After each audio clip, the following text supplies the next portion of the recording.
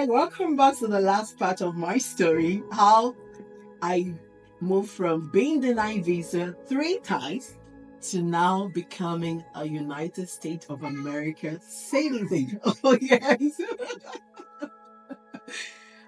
Even thinking about it now, it's actually brought back some sweet memory. Yeah.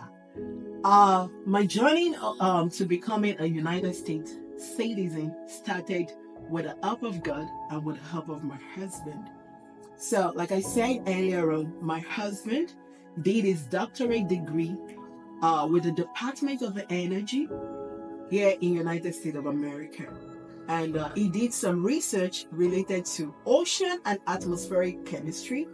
And they did research regarding global warming, climate change, and all that. So when I was working in Florida, towards the end of my first year OPT, the company I was working with then, it doesn't look as if they are going to file for me. So I became so worried.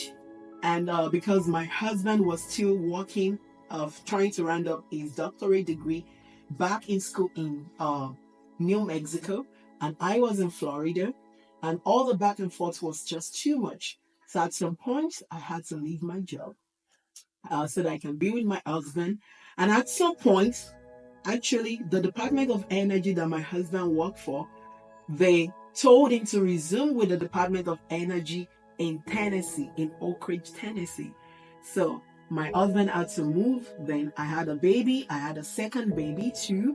So it was really, really tough and challenging. So what we had to do then, I told my husband in December 2015, I resigned from my job in Florida. And at that point, my husband had to do something so that I'm not out of status.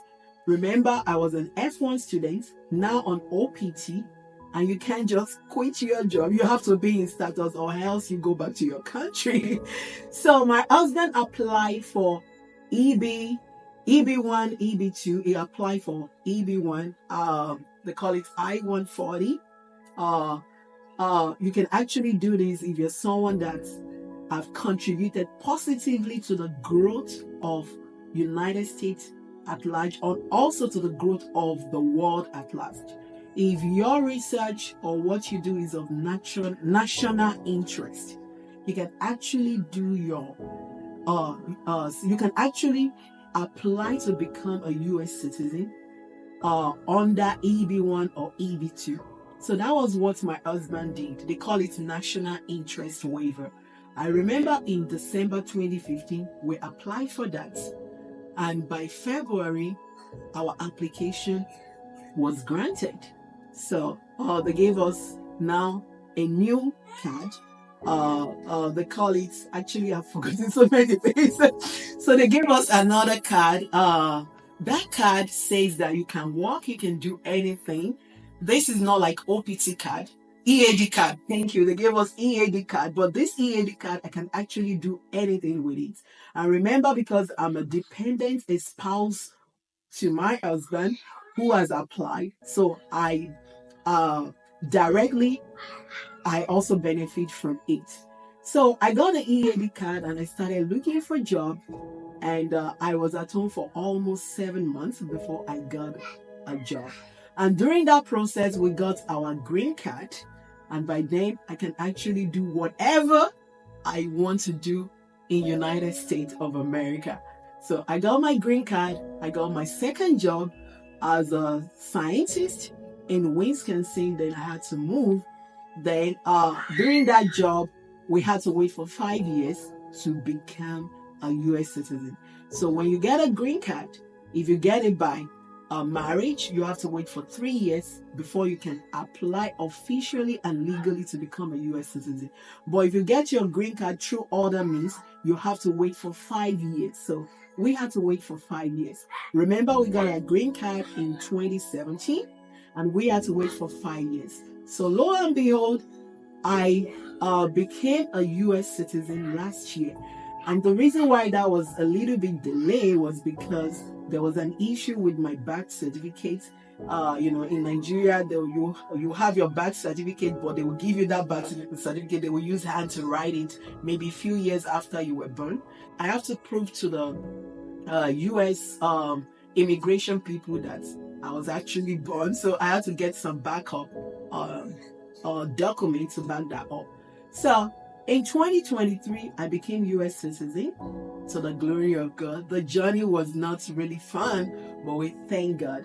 But now when I look back, how I came into this country, United States of America, as an F2 dependent of an F1 student, and how I had to wait for 9 months before I finally got my visa. I was in Nigeria.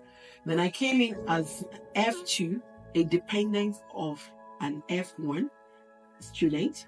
And along the line, God made a way. I was able to get my visa, change my visa from F2 to F1 to a student. I did my master's degree. God brought angel in form of human being my way to help me. I did my master's degree without paying a dime. I was able to do that, and I graduated, and a month after I got a job. And even though during that job phase it wasn't easy, but God was there with us. We were able to apply for our to become a U.S. citizen. We got our EAD card, then we got our green card approved, and from there we are a United States of America citizen today. I just believe that I should put this message out there. I don't know what you might be going through. I don't know what path you've tried. But with God on your side, and if you're actually taking the right path, don't help God. Don't try to corner your way. Don't try to do what God would not be proud of. Do it the right way. Be consistent in prayer. Be diligent in working, and pursue your dream. And with God on your side, everything will work out. I hope with this my story, how I was denied visa 3 times, and now how I am a US citizen. I'm able to convince someone out there not to lose hope, not to lose focus, not to lose sight. That if God has said it, it will bring it to pass. The journey might be rough, but later on, it will still come to pass. Because Jehovah God is able. Thank you so much for listening to my story. Try to check the part 1, the part 2, and the part 3.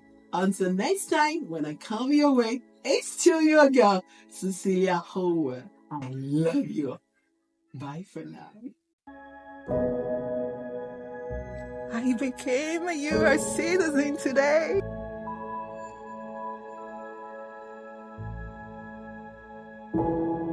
God bless America. Yeah.